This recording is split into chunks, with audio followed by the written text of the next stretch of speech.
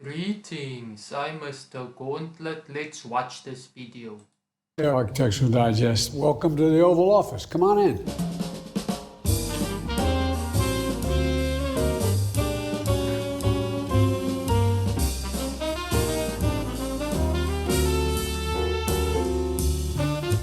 This is the White House. This is it. On Inauguration Day, the outgoing president has to be out by, I think, noon or 10 o'clock in the morning. Incoming can't come in until 4 o'clock, so you can decide what furniture and what decorations you want in the Oval Office. I had asked my brother to help me set up my office in here, on the rug and the furniture, because he's a better architect than I am. What they do is in suburban Maryland, there is a facility that is a replica in terms of dimensions of the Oval Office. And so you go out there and pick the furniture and the rugs you want, see what it looks like. And so my brother knows my taste extremely well. I love this rug. I love the color blue. That's the one thing I knew I wanted. The rest, my brother picked out for me. And he had called a good friend, John Meacham, the presidential historian, for some help. I've spent more time with the Chinese leader than any other head of state. And he asked me, he said, can I define America? I said, yes, I can, in one word, and I mean it. Possibilities. Possibilities. We Americans think anything is possible. We would do it together. And that's why John Meacham helped my brother pick out those 5 portraits up there. It's all about possibilities. There's not a single thing we can't do.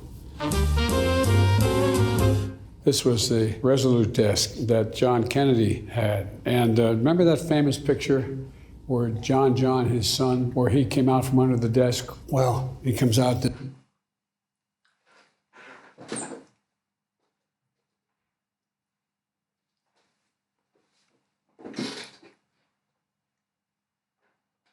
This door here. That's where he climbed out. Well, I have a little grandson, and what I decided to do when we came in here, let me show you. And that's my grandson, Bowie, coming out from underneath the desk. It's really an incredible office. I chose the things that sort of represent why I got into public life to begin with, for real. I wanted to be able to sit at my desk, and when I looked down to see the 2 heroes I had. One was Dr. Martin Luther King, and the other is Bobby Kennedy. Then I have a woman who refused to move to the back of the bus. It's Rosa Parks. I have her bust in here as well. And there's one other person that was from that era. This is Cesar Chavez of the farm workers.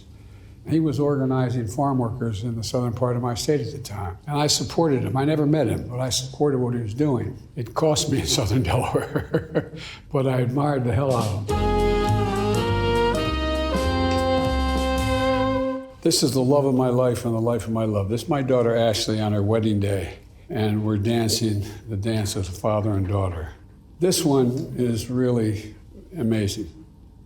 This is on the night Barack and I were declared Vice President and President of the United States. My mom, who admired Barack a lot, wasn't even supposed to be walking out on the stage, and they said, and now the next President and Vice President of the United States, Barack Obama and Joe Biden. And my mother grabs Barack's hand there and look on his face. She goes, come on, honey, it's gonna be okay. She walked him out on stage.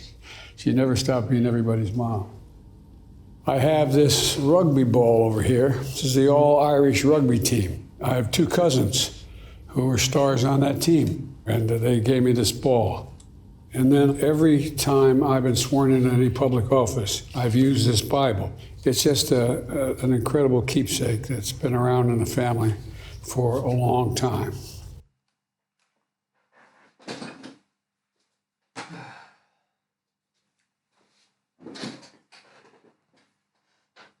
By the way, reason for Ben Franklin, I got to put that up because my kids went to Penn and I was a professor at the University of Pennsylvania. This moon rock, it's pretty cool. It's literally a rock from the moon.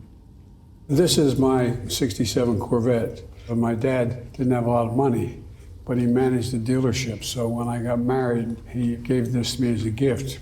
I still have it.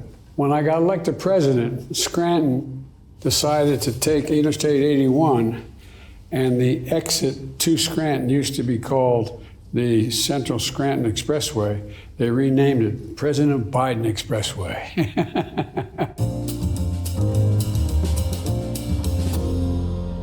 You know, there's a lot of other things in here that are consequence to me, and I think of all the incredible things that have happened in this office over the last couple hundred years, and it really is just an incredible honor to be here.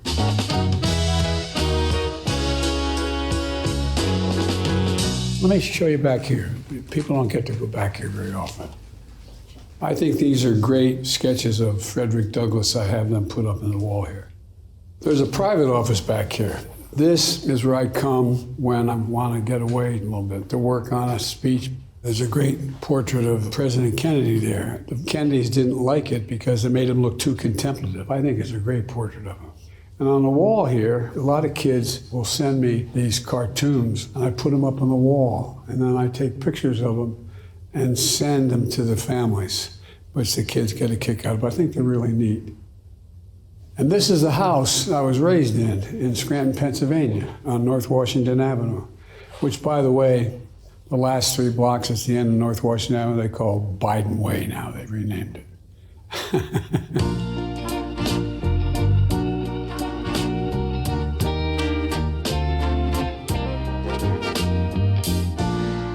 This is a private dining room. Not many people get to come back here. Barack and I used to have lunch of those 8 years, once a week in this room right here. But I have a lot of personal family photographs back here. This is a picture of my son, Bo, who's passed away. That's my mom and my dad, and when I had darker hair.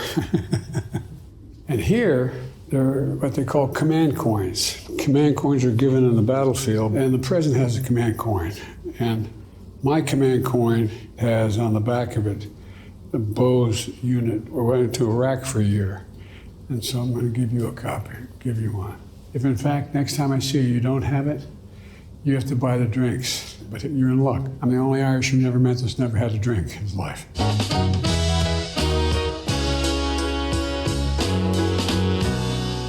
Did you want to see the cabinet room? I want to show it to you. Come here. This is the cabinet room. Come on in. There's only one chair in here that's about 2 inches higher than every other chair. That's the president's chair. These chairs are really, really heavy. On the back of each chair is the name of the department they represent. This is the Secretary of Energy here in this chair. But there's a lot of really incredible things that have happened in this room. It's almost cathedral-like to me, because when we're in here, we're talking about things of enormous consequence. And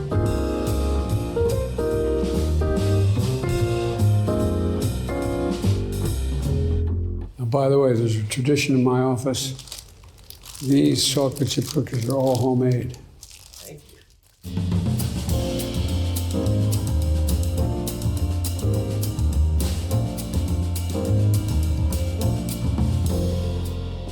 Thanks for coming by, Architectural Digest. By the way, I'm a subscriber. I'm a frustrated architect. Thank you very much. Appreciate it.